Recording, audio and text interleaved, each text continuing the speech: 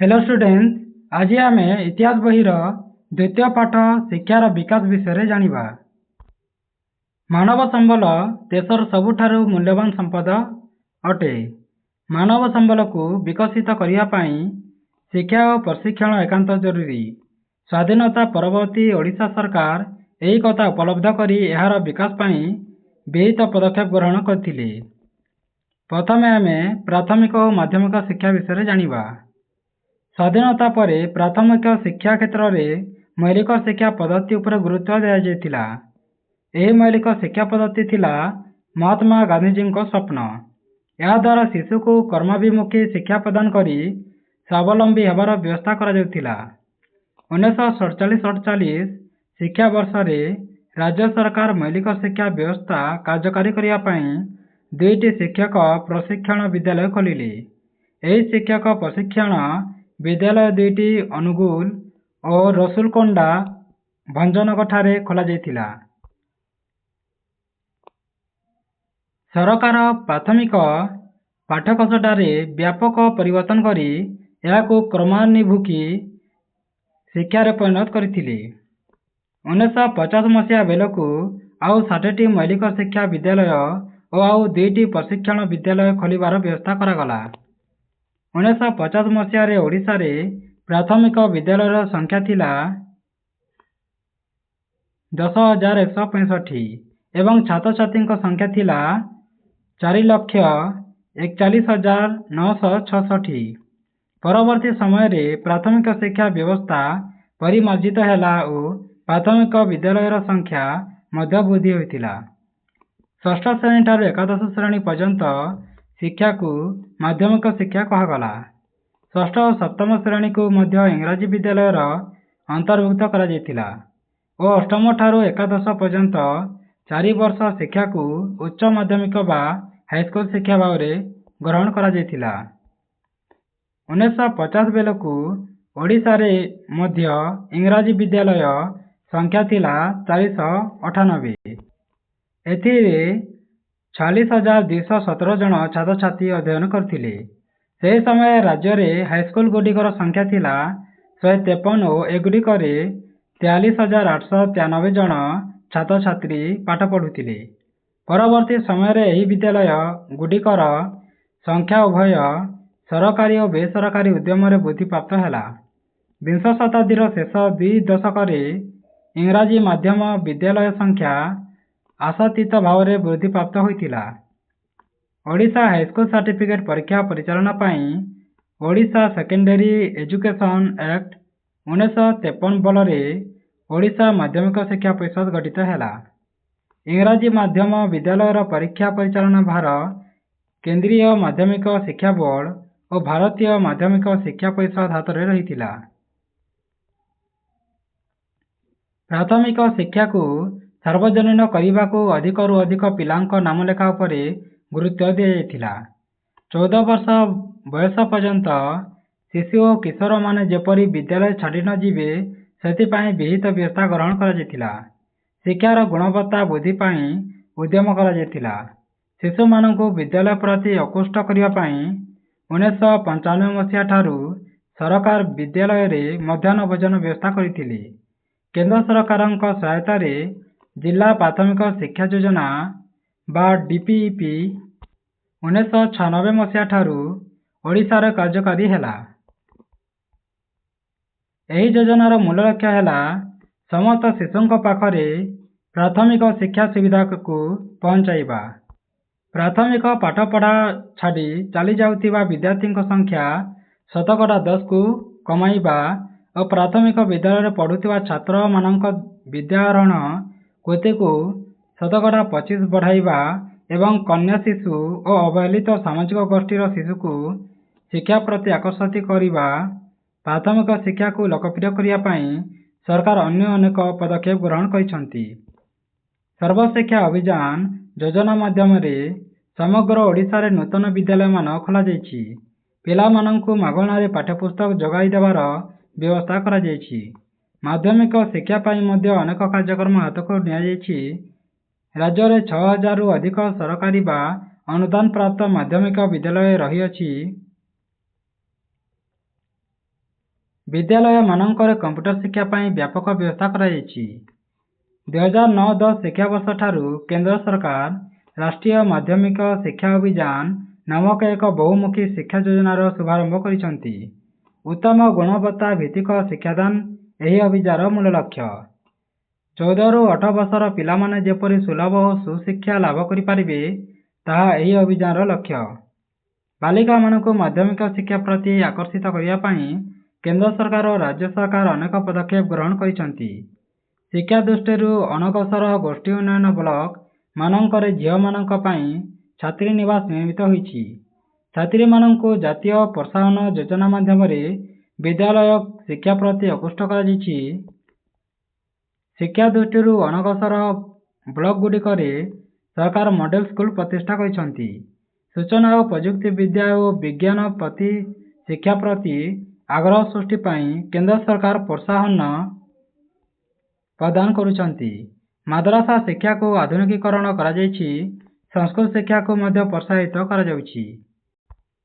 ତୁମେ ଜାଣିଛ କି ରାଷ୍ଟ୍ରୀୟ ମାଧ୍ୟମିକ ଶିକ୍ଷା ଅଭିଯାନର ଉଦ୍ଦେଶ୍ୟ ହେଉଛି ଘରଠାରୁ 5 କିଲୋମିଟର ମଧ୍ୟରେ ମାଧ୍ୟମିକ ଶିକ୍ଷା ଓ 7ରୁ 10 କିଲୋମିଟର ମଧ୍ୟରେ ଉଚ୍ଚ ମାଧ୍ୟମିକ ଶିକ୍ଷା ଉପଲବ୍ଧ କରିବା ପାଇଁ ସୁଯୋଗ ପ୍ରଦାନ କରିବା।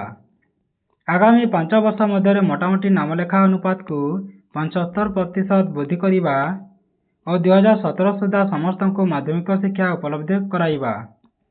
ସବୁ ପିଲାମାନଙ୍କୁ ବିଦ୍ୟାଳୟ ତ୍ୟାଗ କରିବାରୁ ନିବୃତ୍ତ କରିବା ଓ ଅସୁବିଧାରେ ରହୁଥିବା ଗୋଷ୍ଠୀର ପିଲାମାନଙ୍କୁ ମାଧ୍ୟମିକ ଶିକ୍ଷା ଉପଲବ୍ଧ କରାଇବା ଏହାର ମୂଳ କାରଣ। ଶିକ୍ଷାର ଗୁଣବତ୍ତା ବୃଦ୍ଧି କରିବା। ଏହା ସବୁ ରାଷ୍ଟ୍ରୀୟ ମାଧ୍ୟମିକ ଶିକ୍ଷା ଅଭିଯାନର ଏକ ଅଂଶ। ତାପରେ ଆମେ ଜାଣିବା ମହାବିଦ୍ୟାଳୟ ଓ ବିଶ୍ୱବିଦ୍ୟାଳୟ ବିଷୟରେ। ସ୍ୱାଧୀନତା ବେଳକୁ ଓଡ଼ିଶାରେ ଉତ୍କଳ ବିଶ୍ୱବିଦ୍ୟାଳୟ ନାମରେ ଗୋଟିଏ ମାତ୍ର ବିଶ୍ୱବିଦ୍ୟାଳୟ ଥିଲା। ଏହି ବିଶ୍ୱବିଦ୍ୟାଳୟ 1943 ମସିହାରୁ ଏକ ସହବନ୍ଧନ ଓ ପରୀକ୍ଷା ପରିଚାଳକ ବିଶ୍ୱବିଦ୍ୟାଳୟ ଭାବରେ କାର୍ଯ୍ୟାରମ୍ଭ ହୋଇଥିଲା। ତେବେ ମହାବିଦ୍ୟାଳୟ ଶିକ୍ଷା କ୍ଷେତ୍ରରେ ବିଂଶ ଶତାବ୍ଦୀର ପଞ୍ଚମ ଦଶନ୍ଧି ସେତେ ଉତ୍ସାହଜନକ ନଥିଲା। ରେଭେନ୍ସା ମହାବିଦ୍ୟାଳୟ ଥିଲା ଓଡ଼ିଶା ଉଚ୍ଚଶିକ୍ଷା କ୍ଷେତ୍ରରେ ଏକମାତ୍ର ଅନୁଷ୍ଠାନ।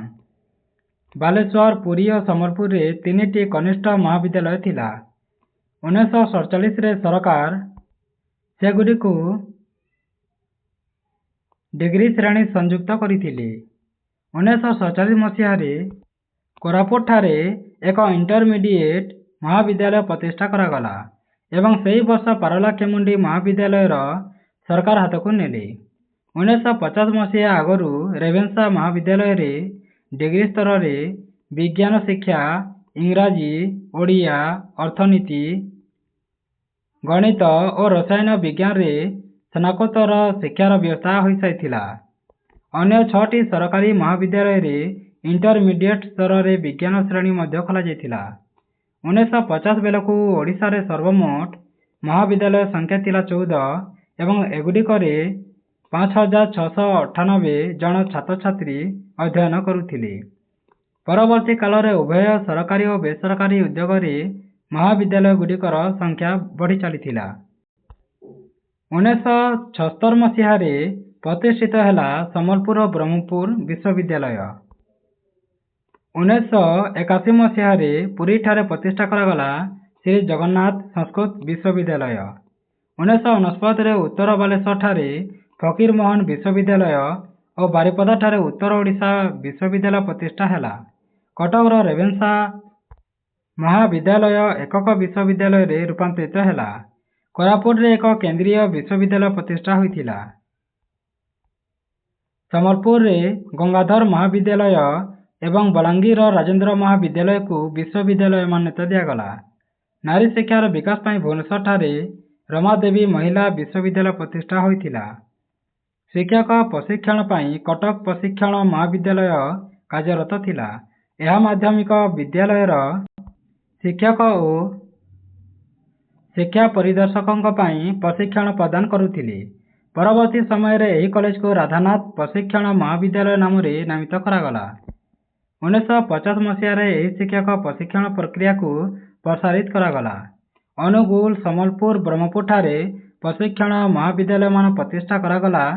ଶିକ୍ଷକ ଓ ଶିକ୍ଷୟିତ୍ରୀମାନଙ୍କର ଆବଶ୍ୟକତା ଦୃଷ୍ଟିରୁ ପରବର୍ତ୍ତୀ କାଳରେ ଓଡ଼ିଶାର ତତ୍କାଳୀନ ସମସ୍ତ 13ଟି ଜିଲ୍ଲାରେ ଗୋଟିଏ ଗୋଟିଏ ପ୍ରଶିକ୍ଷଣ ମହାବିଦ୍ୟାଳୟ ଖୋଲାଗଲା। ତୁମେ ଜାଣିଛ କି ରାଧାନାଥ ପ୍ରଶିକ୍ଷଣ ମହାବିଦ୍ୟାଳୟ ବର୍ତ୍ତମାନ Radhanath institute of advance studies in education ବା RNIASE ନାମରେ ପରିଚିତ। ଶିକ୍ଷାବିତ୍ କବିବର ରାଧାନାଥ ରାୟଙ୍କ ସ୍ମୃତିରେ ଏହି ଅନୁଷ୍ଠାନ ଉତ୍ସର୍ଗୀକୃତ ବା କରାଯାଇଛି। ତାପରେ ଆମେ ଜାଣିବା ବୈଷୟିକ ଶିକ୍ଷା ବିଷୟରେ।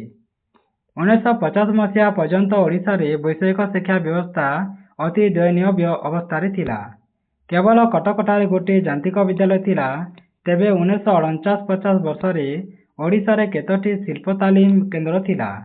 ରେଭେନ୍ସା ମହାବିଦ୍ୟାଳୟରେ ବେତାର ପ୍ରଶିକ୍ଷଣ ପାଠ୍ୟକ୍ରମର ବ୍ୟବସ୍ଥା ଥିଲା। ଓଡ଼ିଶାରେ ଯାନ୍ତ୍ରିକ ମହାବିଦ୍ୟାଳୟ ନଥିବାରୁ ଶିଳ୍ପ ବିଭାଗ ମାଧ୍ୟମରେ କେତେଜଣ ଛାତ୍ରଙ୍କୁ ଓଡ଼ିଶା ବାହାରେ ଯାନ୍ତ୍ରିକ ମହାବିଦ୍ୟାଳୟକୁ ଡିଗ୍ରୀ ପାଠ ପଢ଼ାଇବାକୁ ପଡ଼ିଥିଲା। 1956 ମସିହାରେ ବୁର୍ଲାରେ ପ୍ରତିଷ୍ଠା ହେଲା ଓଡ଼ିଶା ପାଇଁ ଏକ ଯାନ୍ତ୍ରିକ ମହାବିଦ୍ୟାଳୟ ଓ 1961 ମସିହାରେ ରାଉରକେଲାରେ ଆଞ୍ଚଳିକ ଯାନ୍ତ୍ରିକ ମହାବିଦ୍ୟାଳୟର ଶୁଭାରମ୍ଭ ହେଲା। ଭୁବନେଶ୍ୱରରେ college of engineering O technology ନାମରେ ଯାନ୍ତ୍ରିକ ଓ ବୈଷୟିକ ମହାବିଦ୍ୟାଳୟ ପ୍ରତିଷ୍ଠା ହେଲା। ସରଙ୍ଗଠାରେ ପ୍ରତିଷ୍ଠିତ ହେଲା ଅନ୍ୟ ଏକ ସରକାରୀ ଯାନ୍ତ୍ରିକ ମହାବିଦ୍ୟାଳୟ। ବିଂଶ ଶତାବ୍ଦୀର ଶେଷ 2 ଦଶକରେ ଘରୋଇ ଉଦ୍ୟୋଗରେ ଅନେକ ଗୁଡ଼ିଏ ଯାନ୍ତ୍ରିକ ମହାବିଦ୍ୟାଳୟ ପ୍ରତିଷ୍ଠା କରାଗଲା। ପରବର୍ତ୍ତୀ ସମୟରେ ଏହି ଯାନ୍ତ୍ରିକ ମହାବିଦ୍ୟାଳୟଗୁଡ଼ିକରେ ପରୀକ୍ଷା ପରିଚାଳନା ପାଇଁ 2002ରେ ରାଉରକେଲାଠାରେ ବିଜୁ ପଟ୍ଟନାୟକ ବୈଷୟିକ ବିଶ୍ୱବିଦ୍ୟାଳୟ ପ୍ରତିଷ୍ଠା କରାଗଲା। ରାଉରକେଲା ଆଞ୍ଚଳିକ ଯାନ୍ତ୍ରିକ ମହାବିଦ୍ୟାଳୟ ଜାତୀୟ ବୈଷୟିକ ଶିକ୍ଷାନୁଷ୍ଠାନ ଭାବେ ରୂପାନ୍ତରିତ ହେଲା।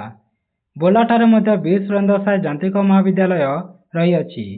ଭୁବନେଶ୍ୱର ଭାରତୀୟ ବୈଷୟିକ ଶିକ୍ଷାନୁଷ୍ଠାନ ବା IIT ଅନୁଗୁଳଠାରେ ସ୍ଥାପିତ ହୋଇଅଛି। ବର୍ତ୍ତମାନ ଅନେକ ଯାନ୍ତ୍ରିକ ମହାବିଦ୍ୟାଳୟ ଓଡ଼ିଶାରେ ବୈଷୟିକ ଶିକ୍ଷା ପ୍ରଦାନ କରୁଛନ୍ତି। ଶିଳ୍ପ କ୍ଷେତ୍ରକୁ କୁଶଳୀ କାରିଗର ଯୋଗାଇବା ପାଇଁ ଓଡ଼ିଶାରେ ଅନେକ ଯାନ୍ତ୍ରିକ ବିଦ୍ୟାଳୟ, ଶିଳ୍ପ ତାଲିମ କେନ୍ଦ୍ର ଓ ଶିଳ୍ପ ତାଲିମ ଅନୁଷ୍ଠାନମାନ ପ୍ରତିଷ୍ଠା କରାଯାଇଛି। ତାପରେ ଆମେ ଜାଣିବା କୃଷି, ପଶୁପାଳନ, ମତ୍ସ୍ୟଚାଷ ସମ୍ପର୍କିତ ଶିକ୍ଷା ଓ ଗବେଷଣା ବିଷୟରେ। କୃଷି ବିଷୟକ ଶିକ୍ଷା ପ୍ରଦାନ ପାଇଁ 1954 ମସିହାରେ ଭୁବନେଶ୍ୱରରେ ଏକ କୃଷି ମହାବିଦ୍ୟାଳୟ ପ୍ରତିଷ୍ଠା କରାଗଲା। ଏହି ମହାବିଦ୍ୟାଳୟ ପରିସରକୁ ସମ୍ପ୍ରସାରିତ କରି 1962 ମସିହାରେ ଓଡ଼ିଶା କୃଷି ଓ ବୈଷୟିକ ବିଶ୍ୱବିଦ୍ୟାଳୟ ପ୍ରତିଷ୍ଠା ହେଲା। କେନ୍ଦ୍ର ସରକାର କଟକଠାରେ ପ୍ରତିଷ୍ଠା କଲେ କେନ୍ଦ୍ରୀୟ ଧାନ ଗବେଷଣା କେନ୍ଦ୍ର। କୁଶଲେଙ୍ଗଠାରେ ଏକ ମତ୍ସ୍ୟ ଗବେଷଣା କେନ୍ଦ୍ରର ଭିତ୍ତିପ୍ରସ୍ତର ସ୍ଥାପିତ ହେଲା ଓ 1977 ମସିହାରେ କେନ୍ଦ୍ରୀୟ ମଧୁର ଜଳ ମତ୍ସ୍ୟ ଗବେଷଣା କେନ୍ଦ୍ର ନାମରେ ନାମିତ ହେଇ ଅନୁଷ୍ଠାନ ମତ୍ସ୍ୟଚାଷ ସମ୍ପର୍କରେ ସର୍ବଭାରତୀୟ ସ୍ତରରେ ଏକ ଅଗ୍ରଣୀ ଅନୁଷ୍ଠାନ ରୂପେ ପ୍ରତିଷ୍ଠିତ ହେଲା। ସାକ୍ଷୀଗୋପାଳଠାରେ ଏକ ନାରିକେଳ ଗବେଷଣା କେନ୍ଦ୍ର ମଧ୍ୟ ସ୍ଥାପିତ ହୋଇଛି। ହୀରାକୁଦର ଅନତି ଦୂରରେ ଚିପିଲିମାଠାରେ ଏକ କୃଷି ମହାବିଦ୍ୟାଳୟ ପ୍ରତିଷ୍ଠା ହୋଇଅଛି। ତାପରେ ଆମେ ଜାଣିବା ଚିକିତ୍ସା ବିଜ୍ଞାନ ଶିକ୍ଷା ବିଷୟରେ। ସ୍ୱାଧୀନତା ବେଳକୁ କଟକର ସରକାରୀ ମେଡିକାଲ କଲେଜ କାର୍ଯ୍ୟକ୍ଷମ ହୋଇସାରିଥିଲା। 1949-50 ଶିକ୍ଷାବର୍ଷରେ ଏହି ମେଡିକାଲ କଲେଜକୁ ଶ୍ରୀ ରାମଚନ୍ଦ୍ର ଭଞ୍ଜ ମେଡିକାଲ କଲେଜ ନାମରେ ନାମିତ କରାଗଲା। 1959 ମସିହାରେ ସମ୍ବଲପୁରର ବୁର୍ଲାଠାରେ ବୀର ସୁରେନ୍ଦ୍ର ସାଏ ମେଡିକାଲ କଲେଜ ଆରମ୍ଭ ହେଲା। ବ୍ରହ୍ମପୁରରେ ମହାରାଜା କୃଷ୍ଣଚନ୍ଦ୍ର ଗଜପତିଙ୍କ ନାମରେ ନାମିତ ଏକ ମେଡିକାଲ କଲେଜ ପ୍ରତିଷ୍ଠା ହେଲା।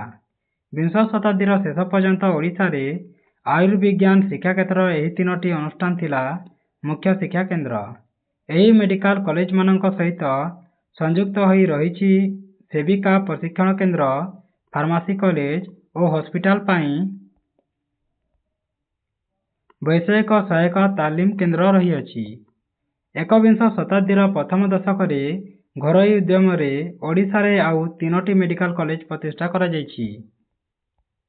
ଭୁବନେଶ୍ୱରରେ ଅବସ୍ଥିତ ଏହି 3ଟି କଲେଜ ହେଲା hi tech medical college, Kalinga institute of medical science hospital ଏବଂ ସହସମ ହସ୍ପିଟାଲ ଓ ମେଡିକାଲ କଲେଜ। ସର୍ବଭାରତୀୟ ଆୟୁର୍ବିଜ୍ଞାନ ଅନୁଷ୍ଠାନ 2012ରୁ ଭୁବନେଶ୍ୱରରେ ଶିକ୍ଷାଦାନ କାର୍ଯ୍ୟ ଆରମ୍ଭ କରିଅଛି। ତାପରେ ଆମେ ଜାଣିବା ଅନ୍ୟାନ୍ୟ ଶିକ୍ଷା ବିଷୟରେ। ସଂସ୍କୃତି ଶିକ୍ଷାର ତଦାରଖ ଓ ବିକାଶ ପାଇଁ 2000 ମସିହାରେ ଓଡ଼ିଶା ସରକାର ଭୁବନେଶ୍ୱରରେ ଉତ୍କଳ ସଂସ୍କୃତି ବିଶ୍ୱବିଦ୍ୟାଳୟ ପ୍ରତିଷ୍ଠା କଲେ। ବ୍ୟବସାୟିକ ପରିଚାଳନା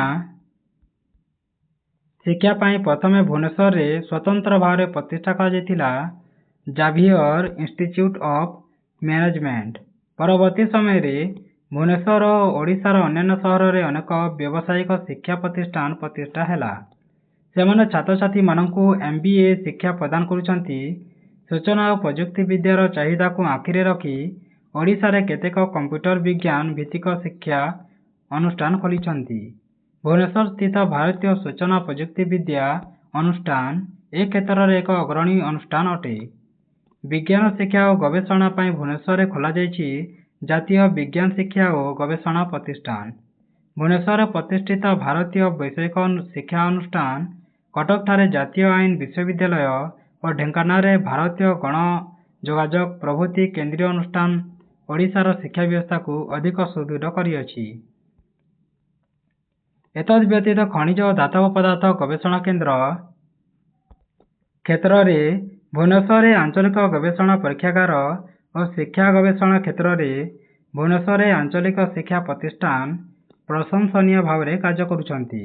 ଏହି ଶିକ୍ଷା ପ୍ରତିଷ୍ଠାନ ଅଧୀନରେ ଓଡ଼ିଶାରେ ଏକମାତ୍ର NCERT ପରିଚାଳିତ ଡେମୋନ୍‌ଷ୍ଟ୍ରେସନ୍ ମଲ୍ଟିପର୍ପଜ୍ ବା DM ସ୍କୁଲ ଏକ ଉଚ୍ଚ ମାଧ୍ୟମିକ ଆଦର୍ଶ ବିଦ୍ୟାଳୟ ଭାବେ କାର୍ଯ୍ୟ କରୁଅଛି। ଭୁବନେଶ୍ୱରଠାରେ ଭାରତୀୟ ଆୟୁର୍ବିଜ୍ଞାନ ଗବେଷଣା ପରିଷଦ ଦ୍ୱାରା ପ୍ରତିଷ୍ଠା କରାଯାଇଛି ଏକ ଆଞ୍ଚଳିକ ଆୟୁର୍ବିଜ୍ଞାନ ଗବେଷଣା କେନ୍ଦ୍ର। ସେହିପରି ଓଲଟପୁରଠାରେ ଜାତୀୟ ପୁନଃଚୈତନ୍ୟ ପ୍ରଶିକ୍ଷଣ ଓ ଗବେଷଣା ପ୍ରତିଷ୍ଠାନ ପ୍ରତିଷ୍ଠିତ ହୋଇଅଛି। ଭୁବନେଶ୍ୱରରେ ଅବସ୍ଥିତ ପଦାର୍ଥ ବିଜ୍ଞାନ ପ୍ରତିଷ୍ଠାନ ଓ ଜୈବିକ ବିଜ୍ଞାନ ପ୍ରତିଷ୍ଠାନ ମଧ୍ୟ ଓଡ଼ିଶାରେ ବିଜ୍ଞାନ ଶିକ୍ଷାର ପ୍ରସାରରେ ସହାୟତା ହୋଇଅଛି। ସେହିପରି ଶାରୀରିକ ଶିକ୍ଷାର ବିକାଶ ପାଇଁ ଭୁବନେଶ୍ୱରଠାରେ ଏକ ସରକାରୀ ଶାରୀରିକ ପ୍ରଶିକ୍ଷଣ ମହାବିଦ୍ୟାଳୟ କାମ କରୁଅଛି। ଯଦି ଏହି ଭିଡ଼ିଓଟି ତୁମମାନଙ୍କୁ ଭଲ ଲାଗିଥାଏ ତେବେ ତୁମ ସାଙ୍ଗମାନଙ୍କ ସହିତ ସେୟାର କରିବ ଓ ସବସ୍କ୍ରାଇବ୍ କରିବା ଜମାରୁ ଭୁଲିବନି। ଧନ୍ୟବାଦ।